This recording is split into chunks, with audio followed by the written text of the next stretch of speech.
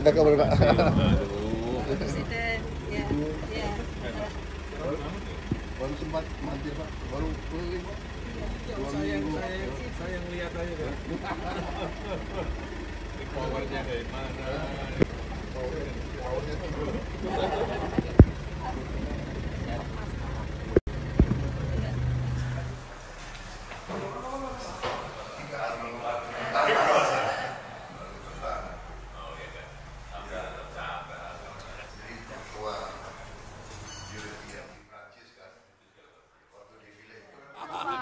Tadi ngapain aja Pak di dalam? Umum aja ya. Seru banget Pak di dalam Pak. Saya cerita baru keliling dari luar negeri. Ya, beliau juga mengikuti rupanya ya. Ya, saya ceritakan terobosan-terobosan yang kita dapat kemarin, terutama dengan Uni Eropa ya. 10 tahun perundingan akhirnya tembus. Kemudian saya ceritakan pertemuan-pertemuan di Brazil, BRICS, kemudian juga pembicaraan di Perancis, di London saya ketemu dengan beberapa pejabat, dan dengan Presiden Trump. Ya alhamdulillah dapat hasil-hasil yang lumayan, yang cukup bagus. Saya juga mampir di Belarus, mereka punya potash, mereka butuh karet kita, mereka butuh banyak komoditas kita.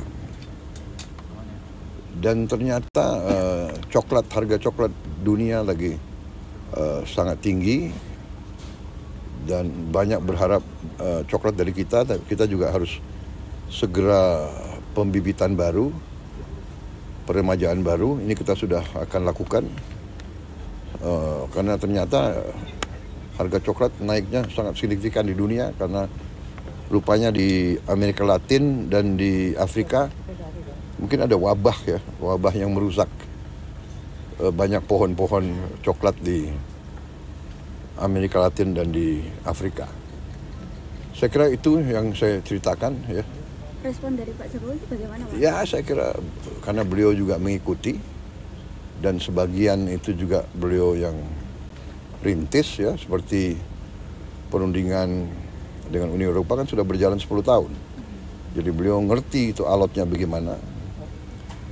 Tapi ya dengan kita lihat situasi global yang tidak menentu sekarang, baik Uni Eropa dan Indonesia ya berkepentingan untuk selesaikan dengan waktu cepat. Dan alhamdulillah, dan bagi saya ini kehormatan bagi Indonesia. Kenapa? Saya diterima di Uni Eropa hari Minggu. Bagi orang Eropa Barat terutama, tapi Eropa hari Minggu itu sakral, itu nggak boleh ada yang kerja gitu. Tapi dia mau terima saya, luar biasa. Saya diterima oleh Presiden European Union Commission, yaitu eksekutifnya lah, dan European Union Council. Presidennya itu adalah Council, ini dewan daripada kepala pemerintah 27. Presiden Councilnya juga terima saya. Dua-duanya sangat reseptif, sangat mendukung. Kemudian Raja Belgia mendengar saya datang, saya diterima beliau hari Minggu juga, sore-sore di istana beliau di Brussels. Jadi beliau berada di luar Brussels, beliau pulang untuk menerima saya. Dan ya akhirnya demikian ya, bahwa kadang-kadang memang capek, kita banyak keliling di luar negeri, tapi hal-hal itu kadang-kadang harus ada pendekatan langsung, pendekatan personal, pribadi antara pemimpin-pemimpin, sehingga mereka juga faham, dan mereka ada trust, ada kepercayaan, akhirnya lancar. Dan Indonesia, ya saya meneruskan tradisi Indonesia sebagai negara non-blok, non-align. Kita terkenal bahwa kita tidak mau ikut blok manapun.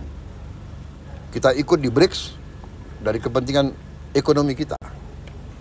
Tapi kita ikut juga kita daftar di OECD, ya itu adalah kumpulan negara-negara maju yang dipimpin Barat.